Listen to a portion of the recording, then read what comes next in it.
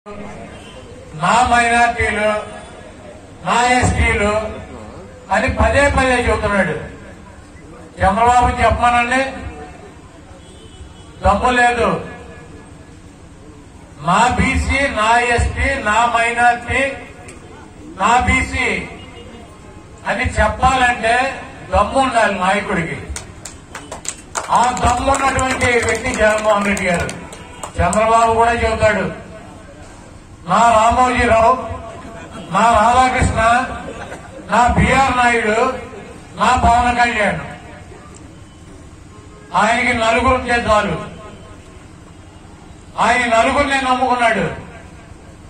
ఈ నలుగురే విష ప్రచారం చేసి ఇంటింటికి వచ్చి మీడియా ద్వారా లేకపోతే పవన్ కళ్యాణ్ ద్వారా ప్రచారం చేసి జగన్మోహన్ రెడ్డి గారు వస్తే రాష్ట్రం శ్రీలంక అయిపోద్ది, చంద్రబాబు నాయుడు వస్తే రాష్ట్రం అమెరికా అయిపోద్ది, ఆంధ్రప్రదేశ్ ఎవడొచ్చినా రాకపోయినా ఇలాగే ఉంటది. ఆంధ్రప్రదేశ్ గాని ఉంటుంది, శ్రీలంక అవుదో అమెరికా అవుదో. ఈ రోజు విష ప్రచారం చేసి ఇతన్ని ముఖ్యమంత్రిని చేయాలి, ఇతన్ని ముఖ్యమంత్రి చేసి ఆర్థికంగా ఆ నలుగురు బాగుపడాలి, ఇతన్ని అడ్డం పెట్టుకుని కీలుబొమ్మని అడ్డం పెట్టుకుని వాళ్ళు కొట్టుకు తినాలన్నటువంటి ఒక దుష్ప్రచారం జరుగుతుంది. తెలుగుదేశం పార్టీ డిఎన్ఏ అంట, బీసీలు అంట. సిగ్గు శరం లేకుండా చెబుతున్నాడు చంద్రబాబు నాయుడు. ఎన్టీఆర్ డిఎన్ఏ బీసీలు.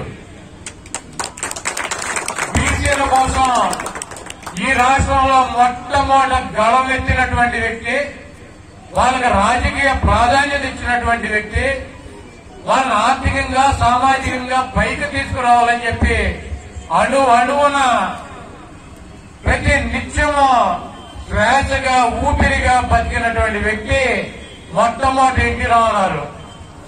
ఆ వ్యక్తి డిఎన్ఏ బీసీలు.